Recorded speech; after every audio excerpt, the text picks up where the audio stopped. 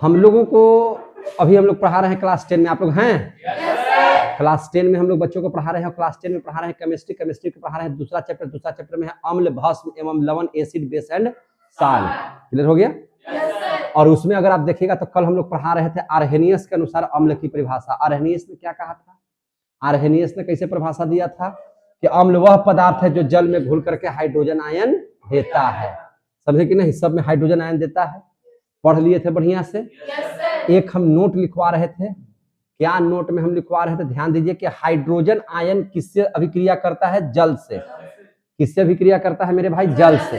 Hydrogen क्या नाम है इसका? हाइड्रोजन आयन है ना, जल से अभिक्रिया करता है, दोस्ती करता है और बनाता है H3O+, जिसका सूत्र होता है हाइड्रोनियम आयन। क्या सूत्र होता है? Hydronium ion. तो याद रखिएगा इस बात को कि हाइड्रोजन आयन जल से दोस्ती करके, हाइड्रोजन आयन जल से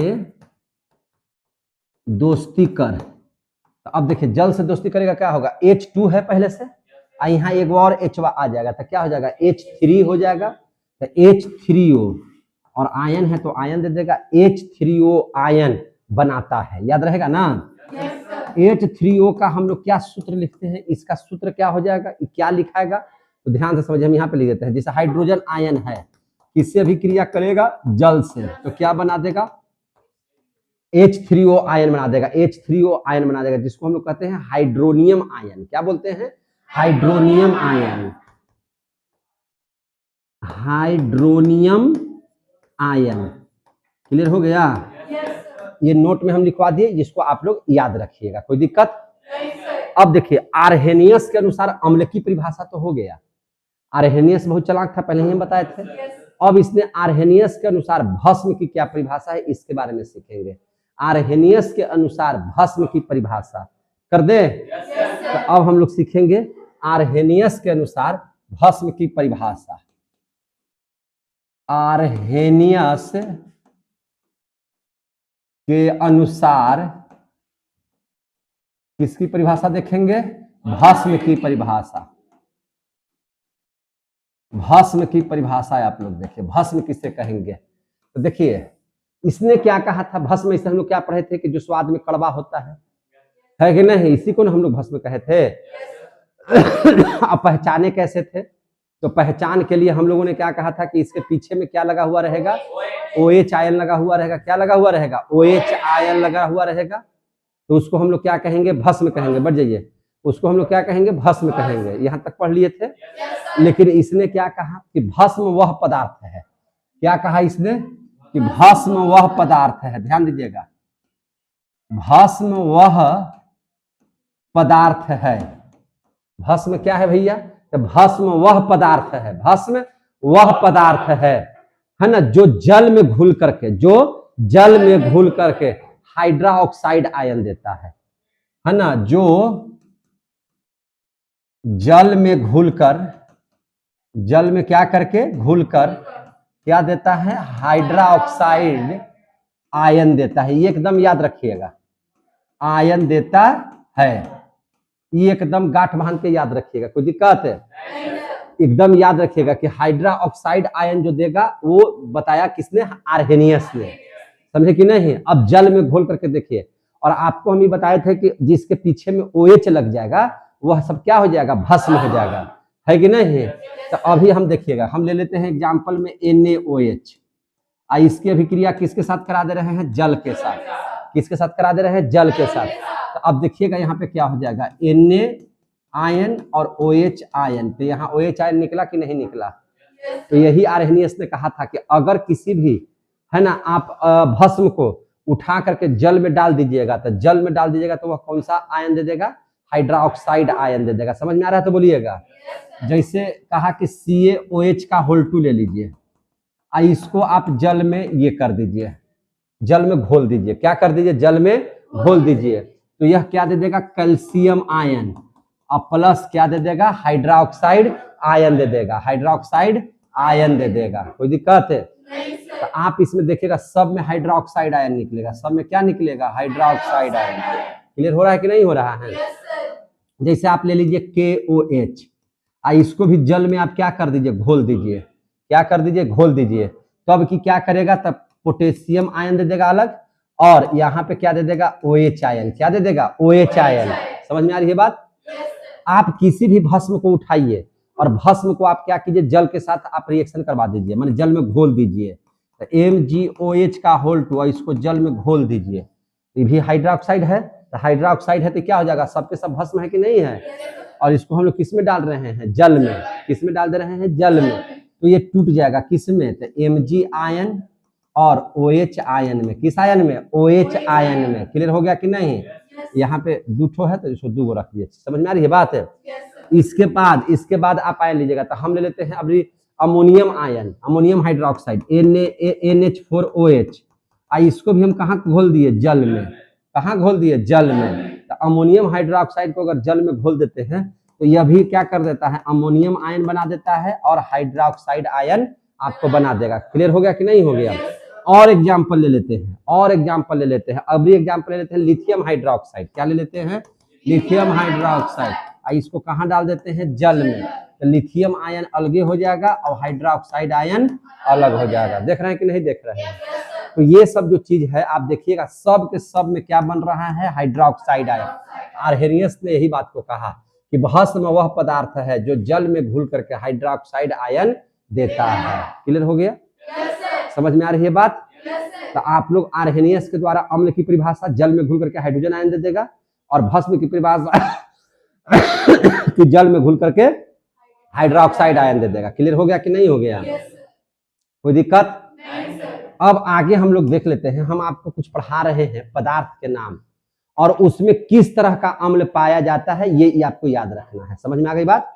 तो हम एक तरफ बनाते हैं पदार्थ का नाम, अब आप लोग बोलिएगा मेरे साथ, है ना, ताकि एकदम क्लास में याद कर लीजिए। इस पदार्थवा में कौन सा अम्ल पाया जाता है, और क्वेश्चन खुद पूछता है, वो आपको बताना है। समझे कि नहीं? जैसे आपके पास है खट्टा फल। क्या है, खट्टा फल। खट्टा फल में सर कौन कौन चीज आ जाएगा? देखिए खट्टा फल में आपको आता है, देखिए ध्यान से, आप नींबू का नाम सुने होंगे, संतरा सुने होंगे, अंगूर देखबे किए हैं, नींबू संतरा अंगूर, नींबू संतरा अंगूर। समझ में आ रही है बात है? ये एकदम खट्टा फल है। जैसे आंवला भी खट्टा है, लेकिन वो दूसरा टाइप का खट्टा है ना, वो दूसरा टाइप का खट्टा है। समझे कि नहीं है? तो उसका अलग बताएंगे। समझे कि नहीं है? अभी हम जो खट्टा फल बता रहे हैं किसका किसका, नींबू, संतरा और अंगूर। तो आपसे कोई पूछेगा कि नींबू हो या संतरा हो या अंगूर हो, इसमें कौन सा अम्ल पाया जाता है, उसमें कौन सा अम्ल पाया जाता है, बताइए उसमें कौन सा अम्ल पाया जाता है? बोलिए सिट्रिक अम्ल। कौन सा अम्ल? सिट्रिक अम्ल। जितना भी खट्टा फल है उस सब में कौन सा अम्ल पाया जाता है? सिट्रिक अम्ल। याद, इसको कोई, है ना, एक याद ध्यान रखेगा, इसमें कोई ट्रिक नहीं है याद करने का, इसको ऐसे ही याद करना है। ठीक है ना? आपको याद रखिएगा, खट्टा फल में कौन सा चीज याद, कौन सा अम्ल पाया जाता है? सिट्रिक अम्ल। बोलिए खट्टा फल में क्या चीज पाया जाता है? नींबू में कौन सा अम्ल पाया जाता है? संतरा में कौन सा अम्ल पाया जाता है? अंगूर में कौन सा अम्ल पाया जाता है? याद हो गया?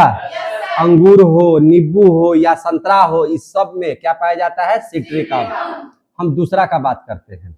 अगर आपसे कोई पूछा कि टमाटर, टमाटर में कौन सा अम्ल पाया जाता है? टमाटर देख रहे हैं ना, टमाटर में कौन सा अम्ल पाया जाता है? टमाटर में पाया जाता है ऑक्जेलिक अम्ल। कौन सा अम्ल? ऑक्जेलिक अम्ल। टमाटर में कौन सा अम्ल? ऑक्जेलिक अम्ल। याद रहेगा ना?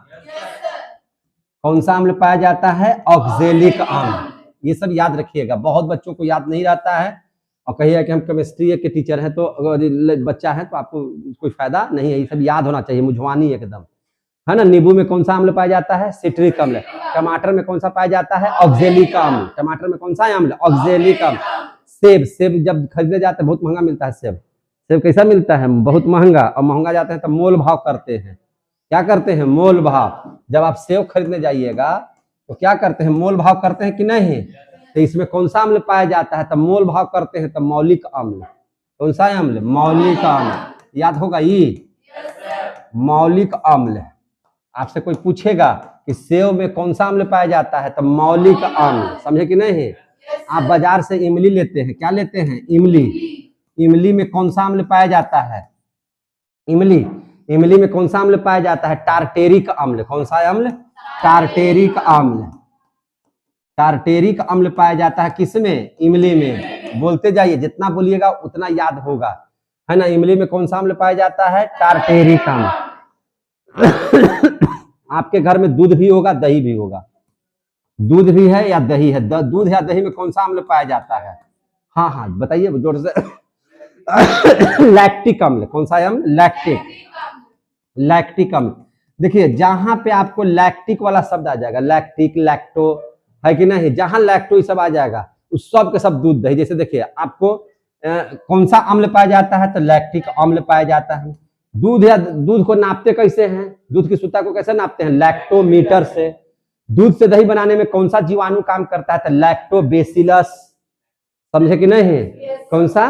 लैक्टोबेसिलस। सब में जहां लैक्टो लग गया वो दूध दही पर आ जाइएगा। समझे कि नहीं? कि ये दूध दही में पाया जाता है। समझे कि नहीं? तो ये याद रखने का एक छोटा सा तरीका था कि दूध दही को जहां भी लैक्टिक या लैक्टो सब का शब्द आ गया तो सब के सब में क्या मारिए? दूध या दही, दूध या दही। सिरका, सिरका समझते हैं? सिरका क्या होता है बताइए? अचार उचार में जो रसवा रहता है ना, जो उसको बहुत दिनों तक जिंदा रखता है, बहुत दिनों तक अच्छा से रखता है, उसी को बोलते हैं क्या चीज? सिरका। तो सिरका में क्या पाया जाता है? एसिटिक अम्ल। कौन सा अम्ल पाया जाता है? कल भी पढ़ाए थे इसको हम। सिरका में कौन सा अम्ल पाया जाता है? एसिटिक अम्ल। सिरका में कौन सा अम्ल पाया जाता है? एसिटिक अम्ल। आप देखिएगा लाल चिट्टी को देखे हैं ना, कभी कभी चिनिया फाँकते हैं तो चिनिया के साथ लाल को चिटिया फाँक जाते हैं, है कि नहीं? तो आया चिट्टी उट्टी काटती है तो उसमें कौन सा अम्ल पाया जाता है? लाल चिट्टी में बताइए, लाल चिट्टी में कौन सा अम्ल पाया जाता है? लाल चिट्टी में, या कहिए बिच्छू के डंक में, बिच्छू के डंक में कौन सा अम्ल पाया जाता है? जल्दी बताइए, बिच्छू के डंक में कौन सा अम्ल पाया जाता है? तो फॉर्मिक अम्ल। क्या नाम रखेगा? फॉर्मिक अम्ल। और यही काटता है तब हमको पीड़ा देता है। जैसे देखिए चींटी बहुत छोटा है, उसमें से भी फॉर्मिक अम्ल देता है, इसलिए देखिएगा लहर जाएगा, फूल जाएगा। हमको यहाँ काट दिया है अभी, देखिए तो लहर गया, फूल गया, ठीक है ना। अब बिच्छी उच्छी में तो बहुत ज्यादा बिख रहता है ना, अम्ल रहता है, मारेगा वो अम्लवा, जब शरीर में जाएगा तो तड़तड़ाएगा पूरा शरीर। हम लोगों का शरीर क्या हो जाएगा? पूरा तड़तड़ाएगा। तब बिच्छू या लाल चिट्टी में किसका अम्ल पाया जाता है?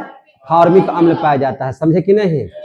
कल एक और बढ़िया चीज आपको पढ़ाए थे कि आपके पेट से कौन सा अम्ल बाहर निकलता है? हाइड्रोक्लोरिक अम्ल। क्या निकलता है? हाइड्रोक्लोरिक अम्ल। यानी कहिएगा कि अमाशय, अमाशय बोलिए तो उसी को क्या कहते हैं? पेट। इसी को क्या कहते हैं? उदर। क्या कहते हैं? उदर। तो इसमें से जो अम्ल निकलता है वह क्या निकलता है? हाइड्रोक्लोरिक अम्ल, HCl जिसको हम लोग बोलते हैं। 20 बार बोले होंगे इस चीज को। तो हाइड्रोक्लोरिक अम्ल निकलता है। कौन सा अम्ल निकलता है? हाइड्रोक्लोरिक अम्ल। अब आ जाइए 9वां में। आप चाय पीते हैं तो चाय में कौन सा अम्ल पाया जाता है? चाय में कौन सा अम्ल पाया जाता है? तो इसमें पाया जाता है टैनिक अम्ल। कौन सा अम्ल? टैनिक अम्ल। चाय में कौन सा अम्ल पाया जाता है? टैनिक अम्ल पाया जाता है। समझ में आ रही है बात? देखिए सबसे ज्यादा विटामिन सी किस चीज से प्राप्त होता है? विटामिन सी प्राप्त, विटामिन सी तो इससे ज्यादा खट्टा फल से प्राप्त होता है। देखिए सबसे ज्यादा विटामिन सी किससे मिलता है? बता, सबसे ज्यादा विटामिन सी किससे मिलता है? तो आपको पता होना चाहिए कि सबसे ज्यादा विटामिन सी आंवला से मिलता है। किससे मिलता है? आंवला से। विटामिन सी किससे मिलता है? आंवला से। तो आंवला में कौन सा विटामिन सी या आंवला, उसमें कौन सा अम्ल पाया जाता है? बताइए, आंवला में कौन सा अम्ल पाया जाता है? तो यही नहीं बोल दीजिएगा कि सिट्रिक अम्ल, क्योंकि वो भी खट्टा, ये भी खट्टा है, लेकिन नहीं, ये विटामिन सी वाला आंवला है।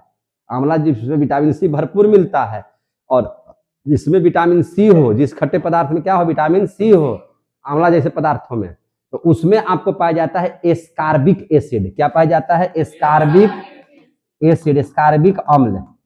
क्या पाया जाता है? एस्कार्बिक अम्ल पाया जाता है। समझ में आ रही है बात? क्या पाया जाता है? एस्कार्बिक अम्ल। क्लियर हो गया?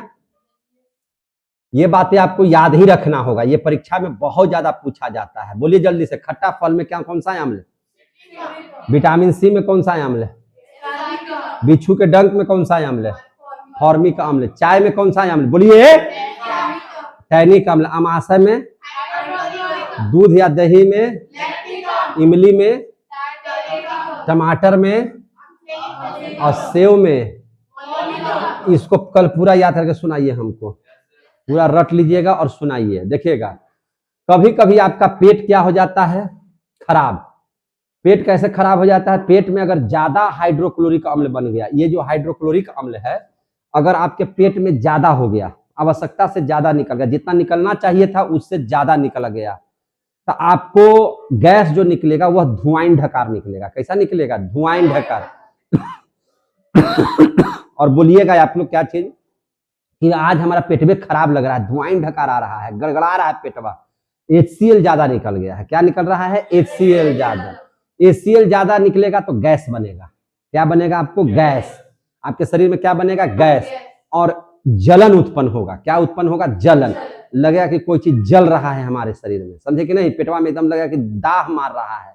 अगर उस हाइड्रोक्लोरिक अम्ल को शांत करना है तो हमको क्या करना पड़ेगा, उसको क्या करना पड़ेगा, तो अरे पगला, आप लोग पढ़े हैं ना कि अम्ल को शांत करने के लिए भस्म की जरूरत होता है ना। अम्ल को शांत करने के लिए क्या चीज की जरूरत है, भस्म की जरूरत है। समझ में आ रही है बात, अम्ल को शांत करना है तो हमको क्या चीज की जरूरत है, भस्म का। अम्ल और भस्म जब आपस में, पढ़ाए हैं कि नहीं पढ़ाए हैं, अम्ल और भस्म जब आपस में मिलेगा तो क्या बना देगा, लवण और जल। क्या बना देगा, लवण और, पढ़े हैं कि नहीं पढ़े हैं, फिर बोलते हैं काहे नहीं, लवण और जल बनाता है, पढ़े हैं ना, लवण और जल बनाता है। लवण बनने का मतलब क्या हो गया, उदासीन। आपके शरीर में न ज्यादा मात्रा में अम्ल रहेगा, न ज्यादा मात्रा में क्षार रहेगा, ये दोनों हो गया न्यूट्रल। क्या हो गया, न्यूट्रल। तो आपके पेट में, अभी तो हम बताए, क्या बताए अभी, कि अगर पेट में ज्यादा HCl, देखिए यहां पे, अगर पेट में ज्यादा HCl माने ज्यादा हाइड्रोक्लोरिक अम्ल है ना, ज्यादा हाइड्रोक्लोरिक अम्ल निकलेगा तो निकलेगा तो, अगर ज्यादा निकलेगा तो क्या बना देगा, गैस बनाएगा। गैस तो बनाएगा ही बनाएगा, गैस बनाएगा, साथ ही है ना, गैस बनाएगा, साथ ही जलन उत्पन्न होगा। क्या होगा, जलन उत्पन्न होगा। जलने लगता है कि नहीं, धुआं ढकार आने लगता है कि नहीं, तो जलन उत्पन्न होगा। अब इस चीज को दूर करने के लिए तब हम लोग क्या करते हैं, तब इसको दूर करने का क्या उपाय लगाते हैं, तब इसको दूर करने के लिए, समझे कि नहीं। अब एसिड ज्यादा है तो उसको शांत करने के लिए हमको एंटी एसिड देना पड़ेगा। एसिड अगर ज्यादा निकल रहा है तो एसिड को शांत करने के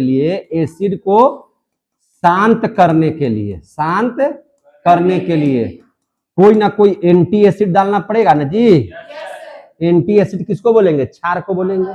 एंटी एसिड किसको बोलेंगे, क्षार को। तो आपको दूर करने के लिए, तब इसको दूर करने के लिए आप इतना मनी क्षार लिखवाए हैं, देखिए इतना सारा चीज तो क्षारे न है। देखिए तो NaOH क्षार है, ई क्षार है, ई क्षार है, ई क्षार है, ई क्षार है, क्षार।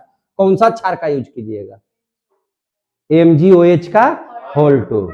हम इसी को लेंगे, किसको लेंगे, इसको। क्यों, क्योंकि इसको कहते हैं मिल्क ऑफ मैग्नेशिया। आप लोग इनो पीते हैं, इनो, तो इनो को क्या करते हैं, जल में उसको डाल देते हैं फाड़ करके, तो इनो क्या है, MgOH का होल 2 है।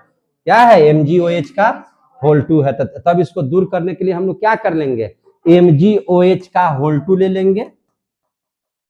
या आपको जो है से एक चीज है जिसको कहते हैं सोडियम बाइकार्बोनेट, NaHCO3, इसको कहते हैं सोडियम बाइकार्बोनेट, मतलब होता है खाने वाला सोडा। क्या बोलते हैं इसको, खाने वाला सोडा। जिसमें बाई लगा हुआ है वो खाने वाला, जिसमें बाई नहीं लगा हुआ है वो धोने वाला।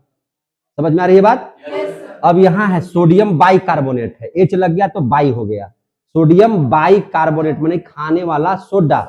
लेकिन रहता है Na2CO3 यानी कि सोडियम कार्बोनेट, तो कार्बोनेट रहता तो यानी कि धोने वाला है। आगे समझ में, जब बाई लग जाएगा तो खाने वाला, बाई नहीं लगल रहेगा तो धोने वाला। समझ में आ रहा है तो बोलिएगा।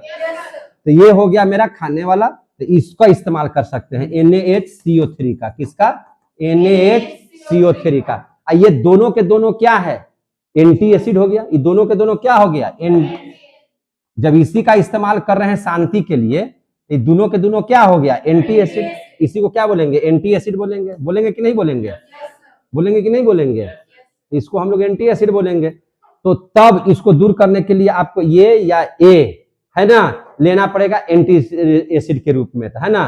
तो लिखेंगे KMgOH या NaCO3 एंटी एसिड लेना पड़ेगा, लेना पड़ेगा। एंटी एसिड बोले तो क्षार लेना पड़ेगा। क्षार क्यों लेंगे, तो ये उदासीन बनाएगा। क्या बना देगा उसको, उदासीन बना देगा। यहां तक कितना बात समझ में आ गया सबको, आ गया समझ में, कहीं से कोई दिक्कत है?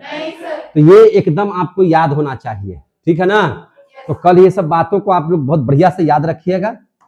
आपको देखिएगा पेट के अंदर में जैसे ही आपको जलन होगा तो आपको दिया जाता है इनो। इनो मतलब मिल्क ऑफ मैग्नीशिया, MgOH का होल 2। क्लियर हो गया।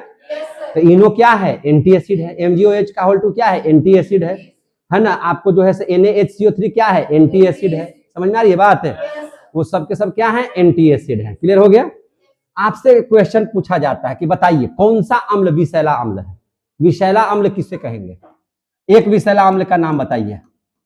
विषैला अम्ल कल ही बताए थे, भूल गए, पढ़िए जाकर के फिर से एक बार, ठीक है। विषैला अम्ल सल्फ्यूरिक अम्ल को कहेंगे, कल ही ना हम पढ़ाए थे कि कार्बोनिक अम्ल जो है HCO3, इसको हम लोग विषैला अम्ल कहते हैं। इसको इस्तेमाल नहीं करना चाहिए खाने पीने में। HCO3 को क्या बोलते हैं हम लोग, कार्बोनिक अम्ल। क्या बोलते हैं, कार्बोनिक अम्ल। अब कार्बोनिक अम्ल नहीं समझ रहे हैं तो आप इस चीज से समझ लीजिएगा, एक नाम और बता रहे हैं तब समझिएगा कि विषैला है कि नहीं। आप लोग घर धोए हैं फिनॉल से, अरे फिनॉल डाल करके घर वार धोए हैं, लैट्रिन बाथरूम साफ करते हैं ना, तब फिनॉल को क्या बोलते हैं, HCO3 है ना बोलते हैं। क्या बोलते हैं, HCO3, यानी कि फिनॉल हो गया। तो फिनॉल कोई पीता है जी, खाता है, सब खाएगा तो विषैला नहीं है, मर नहीं जाएगा आदमी। खेबो मत कीजिएगा, पीबो मत कीजिएगा, इस सब समझे कि नहीं। अब फिर फिनॉल रखल, अब पी जाइए घटर घटर, तो क्या हो जाएगा, मरिएगा कि नहीं मरिएगा। तो ये सबसे विषैला अम्ल कौन है, फिनॉल, HCO3 उसको बोलते हैं। क्या बोलते हैं, HCO3। अब देखिए, अब हम बताते हैं आपसे, अगर पूछ देगा क्वेश्चन में संक्षारक अम्ल का नाम बताइए। संक्षारक, देखिए आप लोग गड़बड़ा कहाँ जाते हैं, संरक्षण और संचरण, इन दोनों में आप लोग गड़बड़ा जाते हैं। संरक्षण का मतलब होता है बचाव और संचरण का मतलब होता है ना बर्बाद करना। संचरण का मतलब क्या होता है, बर्बाद करना।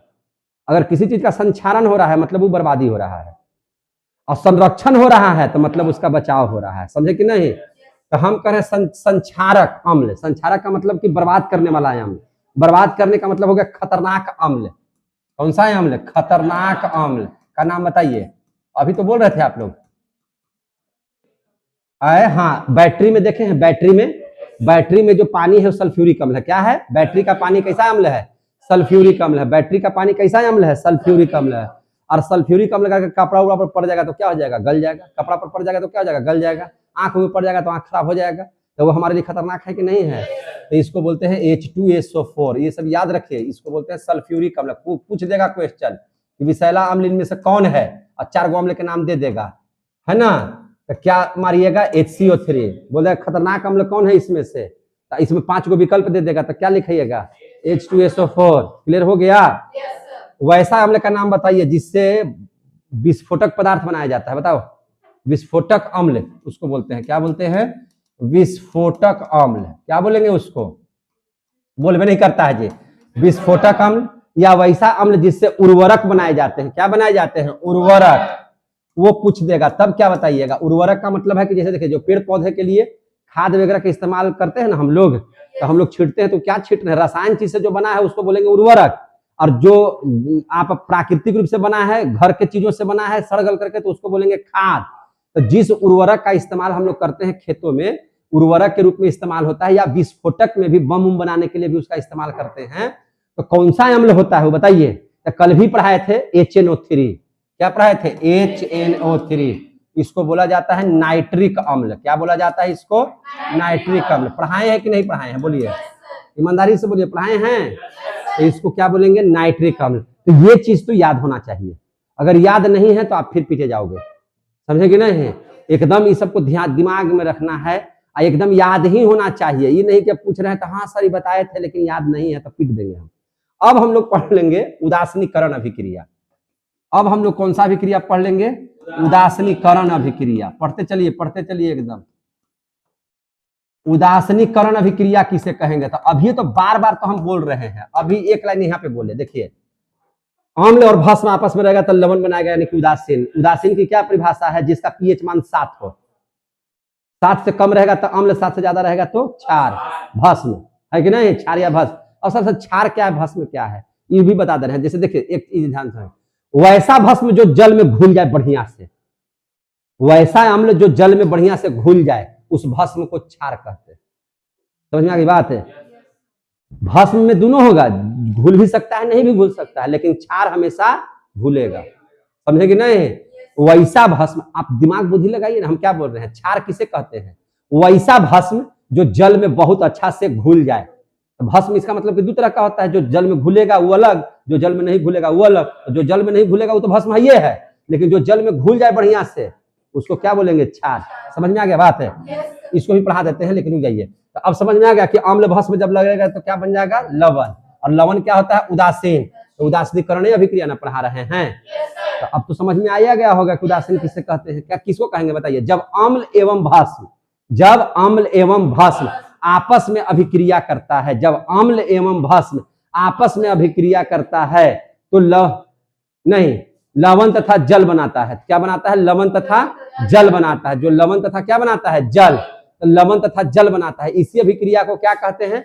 उदासीनीकरण अभिक्रिया कहते हैं। समझ में आ गई बात है? तो उदासीनीकरण अभिक्रिया की परिभाषा कैसे दीजिएगा बताइए जरा से? जो है ना, क्या लिखेगा? जब अम्ल एवं भस्म, समझ में आ रहा है तो बोलिएगा। जब अम्ल एवं भस्म आपस में, जब अम्ल एवं भस्म आपस में अभिक्रिया करता है,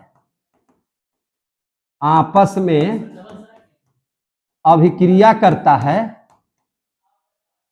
जब अम्ल एवं भस्म आपस में अभिक्रिया करता है तो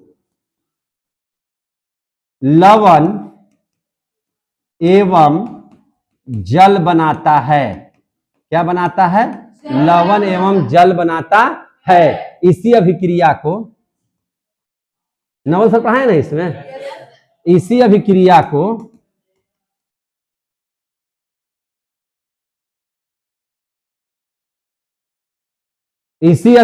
को क्या कहते हैं? उदासीनीकरण अभिक्रिया कहा जाता है।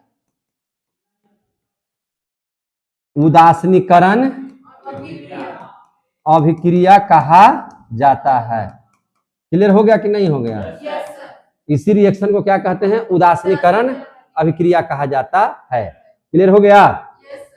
क्या क्लियर हो गया? कि अम्ल और भस्म आपस में अभिक्रिया करेगा तो लवण प्लस जल बनाएगा।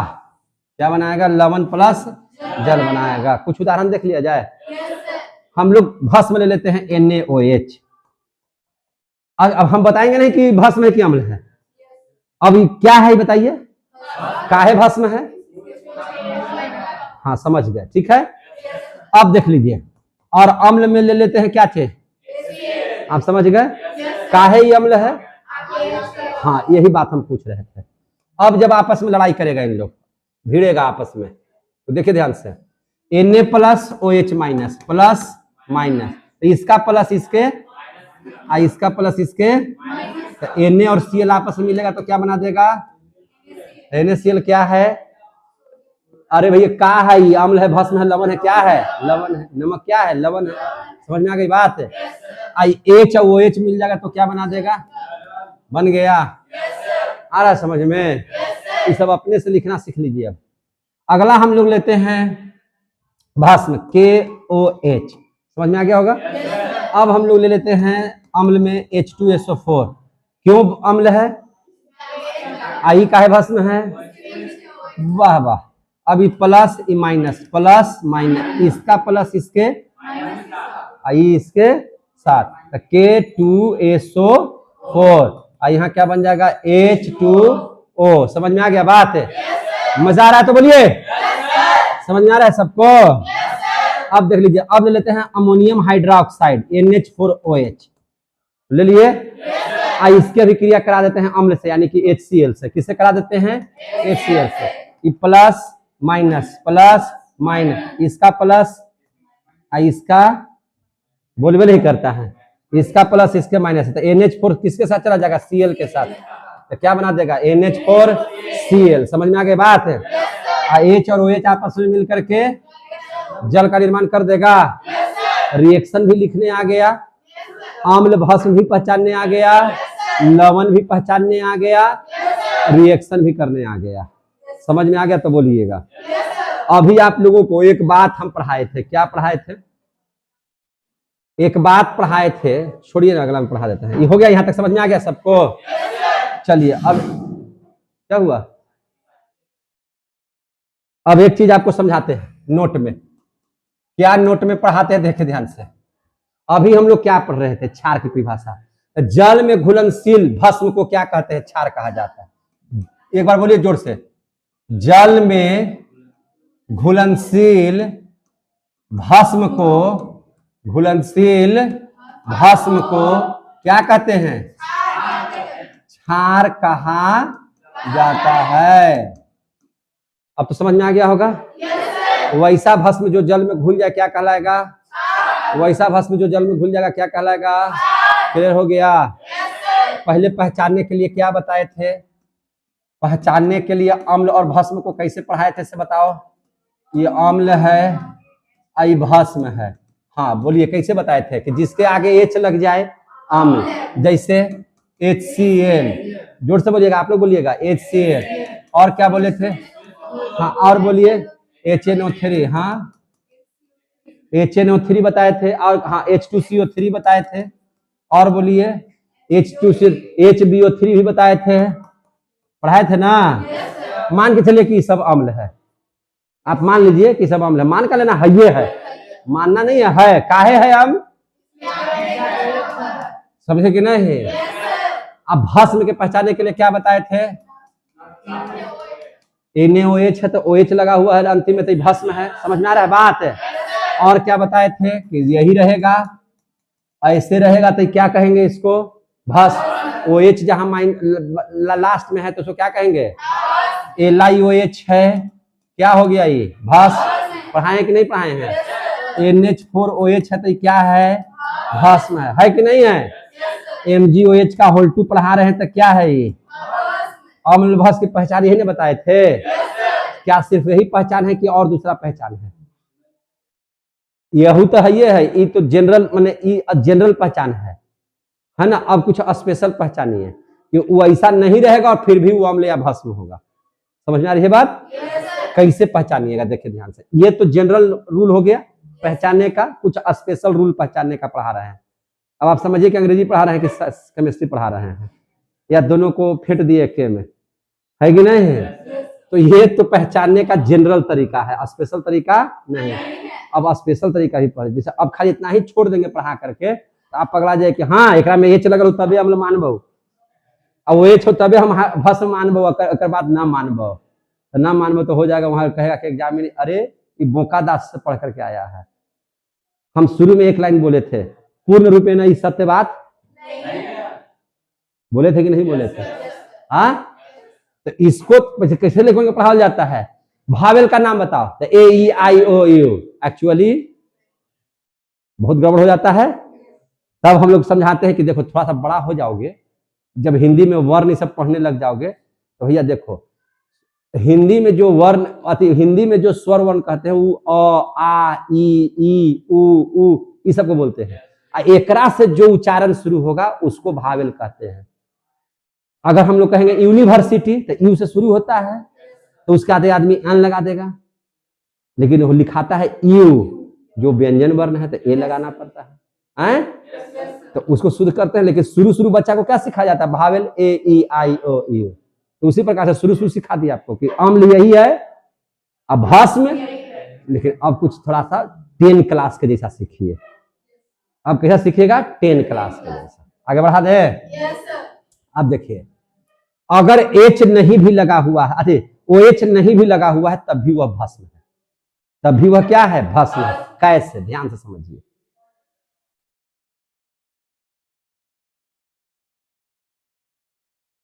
सब ध्यान से समझिए कैसे सर।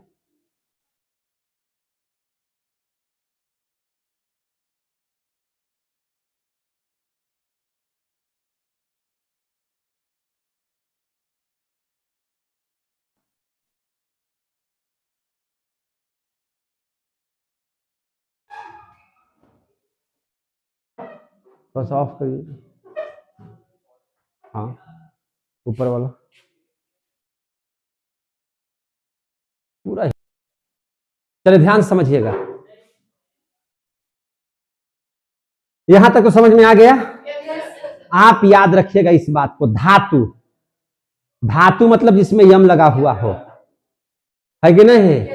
जैसे नाम बताइए, lithium, sodium, magnesium, aluminium, ferrum, है ना, इसे पढ़े कि नहीं? ऑरम, अर्जेंटीनम, प्लेटिनम लगा हुआ है, जिसके अंतिम में यम लगा हुआ है, सब सब के सब क्या है? धातु। समझ में आ रही है बात ना? तो ये सब याद रखिएगा, जिसमें यम लगा हुआ है सब के सब क्या है? धातु। और धातु अगर ऑक्सीजन से भी क्रिया किया तो वो ऑक्साइड बना लेगा। क्या बना लेगा? ऑक्साइड। तो धातु का जो ऑक्साइड होता है ना, धातु का ऑक्साइड, एकदम धातु ऑक्साइड, धातु का ऑक्साइड भस्म होता है। धातु का ऑक्साइड क्या होता है? भस्म। भस्म का पहचानने का पहले क्या बताया था कि OH लगा हुआ रहेगा। अगर OH नहीं है लेकिन धातु का ऑक्साइड है तभी वो भस्म है, तभी वो क्या है? भस्म। याद रहेगा?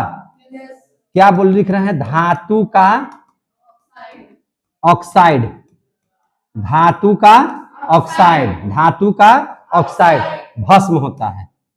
क्या होता है? भस्म होता है। धातु का ऑक्साइड भस्म होता है। समझ में आ गई बात?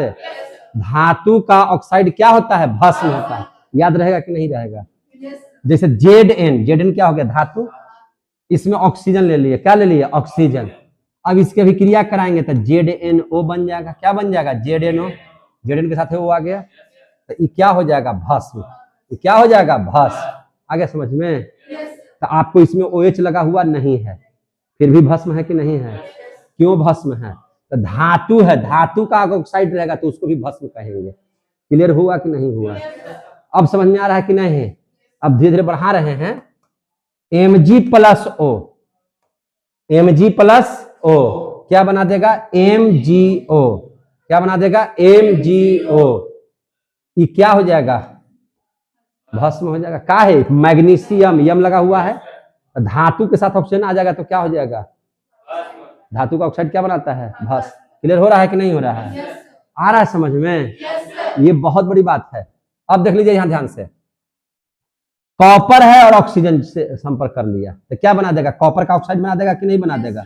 ये भी क्या हो गया? काहे हुआ? तो कॉपर धातु है, कॉपर क्या है? धातु। ऐसे साथ ऑक्साइड लगा हुआ है तो कॉपर का ऑक्साइड हो गया, तो इसलिए वो क्या हो गया? भस्म। क्योंकि हम पढ़ाए हैं कि धातु का जो भस्म होता है, धातु ऑक्साइड का जो, धातु का जो ऑक्साइड होता है वो क्या कहलाता है? भस्म। समझ में आ गया बात? हम लेते हैं कैल्शियम, ऑक्सीजन से भी क्रिया करवा दिए तो क्या बना दिया? Calcium oxide. ये भी क्या है? समझ में आ गया बात? क्या सिर्फ OH ही भस्म होगा? धातु का ऑक्साइड भी। अतः इसका उल्टा क्या होगा? अधातु। तो अधातु का जो ऑक्साइड होगा वह अम्लीय गुण प्रदर्शित करता है, यानी कि वह अम्ल होगा। समझ में आ रहा तो बोलिएगा। समझ में आए तभी बोलिएगा कि हाँ सर समझ में आ रहा है। आ रहा है समझ में? अब यहीं पे बगल में लिख देते हैं, यहीं पे बगल में धातु था तो यहां अधातु ले लेंगे। अधातु का ऑक्साइड, अधातु का ऑक्साइड अम्लीय गुण प्रदर्शित करता है, अम्लीय गुण प्रदर्शित करता है, अम्लीय गुण प्रदर्शित करता है। कैसा गुण प्रदर्शित करता है? अम्लीय गुण। अधातु का ऑक्साइड कैसा गुण प्रदर्शित करता है? अम्लीय गुण। अब समझ में आ गया? अधातु बोले तो कार्बन क्या है? अधातु। कार्बन क्या है? अधातु। सल्फर क्या है? अधातु। फास्फोरस क्या है? अधातु। अब कार्बन में ऑक्सीजन जोड़ दीजिए तो क्या बना देगा? CO2। ये कैसा गुण प्रदर्शित करेगा? अम्लीय। ये अम्लीय है तो अम्ल में यहाँ H लगा हुआ है कहीं, तो कैसे पहचानिएगा कि अम्ल है? तो इसको देखिए, तो ये भैया अधातु है और उसका ऑक्साइड है, तो ये अम्लीय गुण प्रदर्शित करेगा। कितना बच्चा को समझ में आ रहा है? एस प्लस O2 क्या बना देगा? SO2 कैसा गुण प्रदर्शित करेगा? का है ये अम्ल काहे है? इसमें तो H नहीं लगा हुआ है। अभी तो बोल रहा था कि सर खाली इसी को बोलेंगे, अब इसको कैसे बोल रहे हैं हम? अधातु के साथ ऑक्साइड लगा हुआ है और अधातु का ऑक्साइड अम्लीय गुण प्रदर्शित करता है और धातु का ऑक्साइड क्षारीय गुण प्रदर्शित करता है। समझ में आ गया बात? समझ में आए तभी बोलिएगा। समझ में आ रहा है? P प्लस O2 क्या बना देगा? PO4 क्या बना देगा? PO4 फॉस्फेट बना देगा। समझे कि नहीं? P अधातु है, इसका ऑक्साइड हो गया तो क्या हो जाएगा? बोलिए, अम्लीय गुण। कैसा गुण प्रदर्शित करेगा? अम्लीय गुण प्रदर्शित करेगा। समझ में आ गया बात? अब इसको करते हैं थोड़ा छोटा और यहीं पर अम्ल भस्म की अभिक्रिया करवाते हैं इन लोगों को लेकर के। ठीक है, अब इन लोगों को लेकर के तो देखते हैं कि लवण और जल बनता है कि नहीं। समझ में आ रहा है तो बोलिएगा। अब देख लीजिए, हम यहाँ पे क्या ले लेते हैं? अब हम लोग ले लेते हैं, जैसे आप लोग अभी पढ़े हैं कि अगर भस्म में अम्ल प्रवाहित कर दिया जाए या अम्ल में भस्म डाल दिया जाए तो क्या बना देगा? लवण और जल बना देगा। ये तो पढ़े हैं आप लोग? पढ़े हैं कि नहीं पढ़े हैं? बढ़िया से बोलिए, पढ़े हैं कि नहीं पढ़े हैं? अब हम ले लेते हैं भस्म, इसमें से कोई ले लेते हैं, COA ले लिए तो भस्म हो गया। भस्म हो गया ना। अब हम कोई अम्ल ले लेते हैं, अम्ल ले लेते हैं HCl। क्या ले लेते हैं? HCl ले लिए। प्लस माइनस इसका प्लस इसका माइनस, तो क्या बना देगा? CaCl2 क्या बना देगा? CaCl2 HO के साथ अभिक्रिया करेगा, HO के साथ अभिक्रिया करेगा तो क्या बना देगा? H2O बना देगा कि नहीं बना देगा? आ रहा है समझ में कि नहीं? अगला हम ले लेते हैं धातु का ऑक्साइड भस्म है ZNO। क्या ले लेते हैं? ZNO।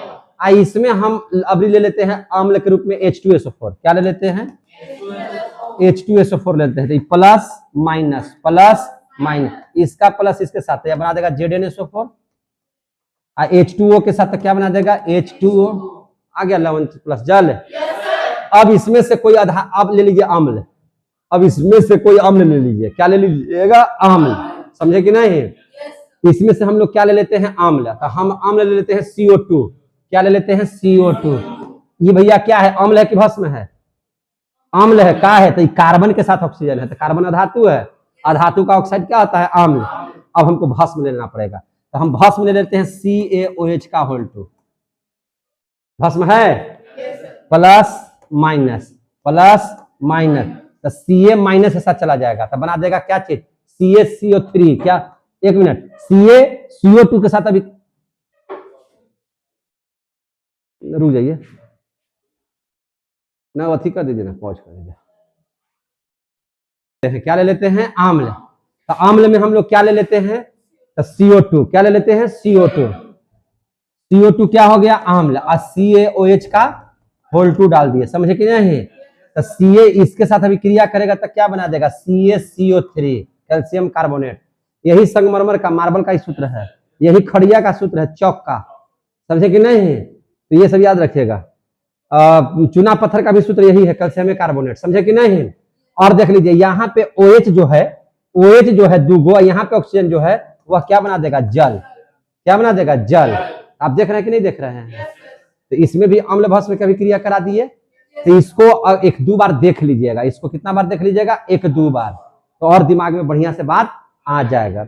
अगला जो टॉपिक है उसका नाम है सूचक। उसका नाम क्या है? सूचक। हम सूचक देखेंगे। सूचक क्या है? सूचना देने वाला को क्या बोलेंगे? सूचक। यह एक रंजक है, वह वैसा रंजक, हम पहले लिख देते हैं, वैसा रंजक जो रंग को बदल दे, रंग बना दे, रंजक है कि नहीं? जैसे हीमोग्लोबिन क्या है? रंजक है, जिसकी वजह से हमारे खून का रंग कैसा होता है? लाल। तो वैसा रंजक जो अम्ल एवं भस्म,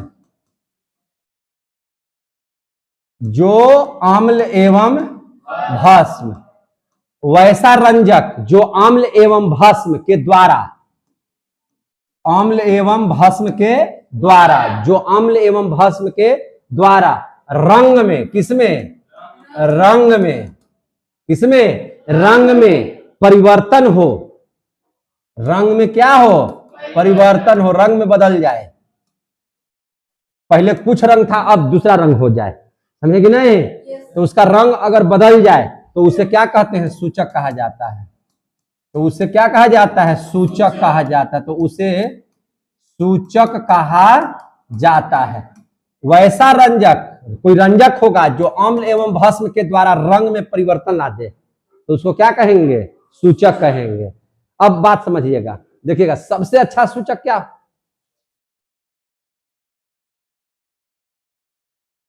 अब कितना बार एक ही चीज को हम कर गया, लिखिए वैसा रंजक, क्या बताए थे, वैसा रंजक जो अम्ल एवं, यही ना होता है, जो अम्ल एवं भस्म, किसको, जो अम्ल एवं भस्म के द्वारा रंग में, के द्वारा किसमें, रंग में परिवर्तित हो, परिवर्तन हो, रंग में क्या हो जाए, परिवर्तन हो, उसे क्या कहते हैं, सूचक कहा जाता है। उसे क्या कहा जाता है, सूचक कहा जाता है। देखिए सबसे अच्छा सूचक लिटमस पत्र को माना जाता है। किसको माना जाता है, लिटमस पत्र को। इसको भी लिख देते हैं, सबसे अच्छा सूचक किसको माना जाता है, लिटमस पत्र को माना जाता है। समझ में आ गया बात है, माना जाता है सबसे अच्छा, मैंने इसको माना जाता है। क्लियर हो गया? हम कुछ सूचक का नाम लिख रहे हैं। अब कैसे रंग परिवर्तन करता है, अम्ल डालेंगे तो क्या हो जाएगा और भस्म डालेंगे तो क्या हो जाएगा, उस सूचक पर, समझे कि नहीं? तो चलिए ध्यान समझिए, क्या देख लेते हैं, इधर सूचक का नाम, इधर क्या डाल देते हैं, सूचक का नाम, इधर हम रख लेते हैं अम्ल और इधर रख लेते हैं भस्म, समझे कि नहीं? और हम यहाँ पे लिटमस पत्र, जाइएगा मार्केट से लीजिएगा, 10-20 रुपए में दे देगा आपको, लिटमस का पता दे देगा आपको, समझे कि नहीं? तो वो लिटमस का पत्र ले लीजिएगा, लिटमस का पत्र ले लीजिएगा, ठीक है? नीला लिटमस लीजिएगा, कैसा लिटमस, नीला, उस पर अम्ल डाल दीजिए। सर अम्ल कहां से लाएंगे, सर नींबू अम्ल ना है, नींबू का रस गार दीजिए उसके ऊपर, तो नीला, नीला से क्या हो जाएगा, वो लाल, रंग में परिवर्तन हो गया कि नहीं हो गया? अब अगर आपके पास लाल कलर का है लिटमस पत्र, अब अगर भस्म डालिएगा तो भस्म सर कहां से लाएंगे, और चूना के पानी है ना, और जैसे हम खैनी बनाने वाला चूना डाला जाता है ना पनिया में, उसका पनिया ले लीजिए, तो पनिया ले लीजिएगा तो क्या हो जाएगा, भस्म है। अरे चूना का पानी क्या है, भस्म है, उसको डालिएगा तो इसको क्या बना देगा, नीला। आसान तरीका, समझने का आसान तरीका हो गया कि नहीं हो गया? कोई भारी चीज है नहीं है। एक आता है, जाके मार्केट में लीजिएगा, मिथाइल ऑरेंज, मांगिएगा दे देगा आपको, क्या दे देगा, मिथाइल ऑरेंज, उस पर अम्ल डाल दीजिए, मिथाइल ऑरेंज पर क्या डाल दीजिए, अम्ल बोले तो नींबू डाल दीजिए। तो अगर उसको डाल दीजिएगा तो पहले से जो रंग रहेगा वो रंगहीन हो जाएगा, वो क्या हो जाएगा, रंगहीन। जैसे पानी किस रंग का है, तो रंगहीन है, तो बस उस टाइप का हो जाएगा वो, समझ में आ गया बात है? लेकिन अगर उस पर चूना का पानी डाल दीजिएगा तो गुलाबी हो जाएगा, कैसा हो जाएगा, गुलाबी हो जाएगा, रंग परिवर्तन हो रहा है, समझ में आ रहा तो बोलिएगा। आप ले लीजिए फिनोल्फ्थेलीन, क्या ले लीजिएगा, फिनोल्फ्थेलीन, फिनोल्फ्थेलीन, ये अगर ले लीजिएगा और इस पर डाल दीजिएगा अम्ल, इस पर क्या डाल दीजिएगा, अम्ल। एक मिनट, मिथाइल ऑरेंज जब डालिएगा ना यार, गलती हम बता दीजिए, मिथाइल ऑरेंज जब डालिएगा, एक मिनट, अरे हमको फिनोल्फ्थेलीन पर डालिएगा ना तो रंगहीन हो जाएगा, और इस पर भस्म डालिएगा तो क्या हो जाएगा, गुलाबी। आ गया समझ में? अब मिथाइल ऑरेंज लीजिएगा और उस पर अगर अम्ल डालिएगा तो उसका कलर हो जाएगा लाल, उसका कलर कैसा हो जाएगा, लाल। अगर भस्म डालिएगा उस पर तो उसका कलर हो जाएगा कैसा, पीला। आ गया समझ में? हम उल्टी लिख देते हैं, हमको लगा कि यही वाला पढ़ा दे रहे हैं। फिनोल्फ्थेलीन, इस पर अगर अम्ल डालिएगा तो रंगहीन, और अगर भस्म डालिएगा तो, अम्ल डालिएगा का मतलब क्या, नींबू, और भस्म डालिएगा का मतलब क्या चीज, चूना का पानी डाल दीजिए, ये आसानी से मिल जाता है, समझे कि नहीं? इसको चेक करने के लिए अब देखिए, ये सब तो खरीदना भी पड़ेगा, ये सब चीज अब बिना खरीदने वाला आपको समझाते हैं, जो आपके घर में है उसको चेक चेंज करके। हल्दी आपके घर में है, हल्दी है, हल्दी तो पहले पीला ही होता है, और उस पर अम्ल भी डालिएगा ना तो उसका पीला ही होगा, पीला, पीला का पीला हो जाएगा, है ना, मैंने पीला है तो पीला ही रह जाएगा, समझे कि नहीं, कैसा हो जाएगा पीला। लेकिन अगर उस पर चूना का पानी डाल दीजिए हल्दिया पर तो लाल कलर का हो जाएगा, भूरा टाइप के, कैसा हो जाएगा लाल भूरा। समझ में आ गई बात है। अगर इस पर भस्म डालिएगा हल्दिया पर तो क्या हो जाएगा लाल भूरा हो जाएगा। समझ में आ गया बात है।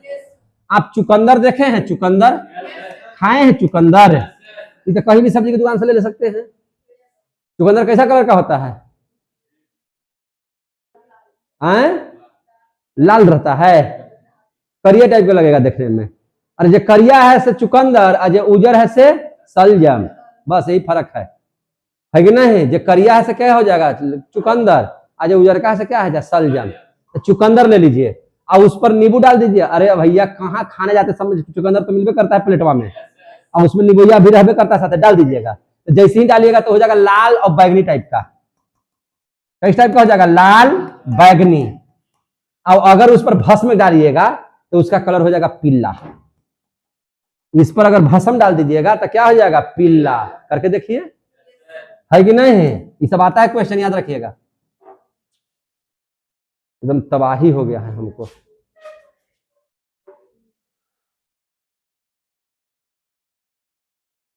चुकंदर में क्या पढ़े, लाल बैगनी टाइप का हो जाएगा। ये कैसा हो जाएगा लाल बैगनी, कब जब अम्ल डालिएगा तब, और जब भस्म डालिएगा तो कैसा हो जाएगा पीला। कैसा हो जाएगा पीला। क्लियर हो गया, समझ में आ गया। गोभी का पत्ता देखे है ना, गोभी का पत्ता ले लीजिएगा और वैसा पत्ता ले लीजिएगा जिसका कलर लाल टाइप का होगा, हल्का लालापन टाइप का होगा, वैसा पत्ता ले लीजिएगा गोभी का। पत्तगोभिया जिसको रहता है ना वो ले लीजिएगा। अगर उस पर अम्ल डालिएगा, क्या डालिएगा आम, तो लाल बैगनी टाइप का हो जाएगा। कैसा हो जाएगा लाल बैगनी। और अगर उस पर भस्म डालिएगा तो लाल से क्या हो जाएगा हरा, लाल से क्या हो जाएगा हरा। तो इसको भी आपको याद करना पड़ेगा, इसको भी क्या करना पड़ेगा याद करना पड़ेगा। समझ में आ गया बात। तो ये सब चीज को तो हम लोग आंख से देख रहे हैं, आंधर आदमी कैसे पहचानेगा। और इसको तो हम देखे कि लाल से पीला हो गया तो भैया लाल होगा तो अम्ल है, पीला होगा तो भस्म है, तो जान गए। लेकिन आंधर आदमी कैसे करेगा, तो आंधर आदमी गंध से करेगा। कैसे करेगा गंध से। तो उसको बोलते हैं ऑल फैक्ट्री सूचक। उसको क्या बोलते हैं ऑल फैक्ट्री सूचक। उसका नाम है ऑल फैक्ट्री सूचक। वो सब आदमी जो अंधा आदमी होता है इसके माध्यम से गंध से पता लगा जाता है कि अम्ल है कि भस्म डाला गया है उसमें। समझे कि नहीं। ऑल फैक्ट्री सूचक 3 गो का नाम याद रखिएगा, प्याज, लौंग का तेल है ना, और वेनिला इत्र, वेनिला गंध होता है ना इत्र, वो 3 गो जो है ऑल फैक्ट्री सूचक में आ जाएगा। क्या है इसका परिभाषा, तो वैसा पदार्थ, वैसा पदार्थ, समझे कि नहीं, वैसा पदार्थ जिस पर अम्ल या भस्म डालने पर, जिस पर अम्ल या भस्म, भस्म बोलिए या क्षार बोलिए है ना, डालने पर, डालने पर अगर डाल दिए, डालने पर गंध में परिवर्तन हो। किसमें परिवर्तन हो, गंध में परिवर्तन हो, गंध में परिवर्तन हो, गंध में परिवर्तन हो, तो उसे क्या कहते हैं ऑल फैक्ट्री सूचक कहते हैं, ऑल फैक्ट्री सूचक कहते हैं। याद रखिएगा, ये आता है परीक्षा में, क्या कहते हैं ऑल फैक्ट्री सूचक कहते हैं। समझ में आ गया बात। जैसे प्याज है, अब प्याज में अगर नींबू डाल दीजिएगा तो उसका गंध दूसरा हो जाएगा, समझे कि नहीं। अब प्याज में अगर भस्म डाल दीजिएगा तो उसका गंध दूसरा हो जाएगा। तो पहला ही हो गया ऑल फैक्ट्री सूचक। दूसरा का नाम है लौंग का तेल। क्या नाम है, लौंग का तेल। तो लौंग का तेल में अगर अम्ल डालिएगा तो उसका गंध दूसरा, अब भस्म डालिएगा तो उसका गंध दूसरा। समझ में आ रही है बात। और तीसरा है वेनिला इत्र। इसमें अगर अम्ल डालिएगा तो इसका गंध दूसरा, और जब भस्म डालिएगा तो उसका गंध दूसरा हो जाएगा। समझ में आ गई बात। आज का टॉपिक इतना ही रहने देते हैं, अब हम लोग अगले क्लास में मिलेंगे। तब तक के लिए जय हिंद, जय भारत।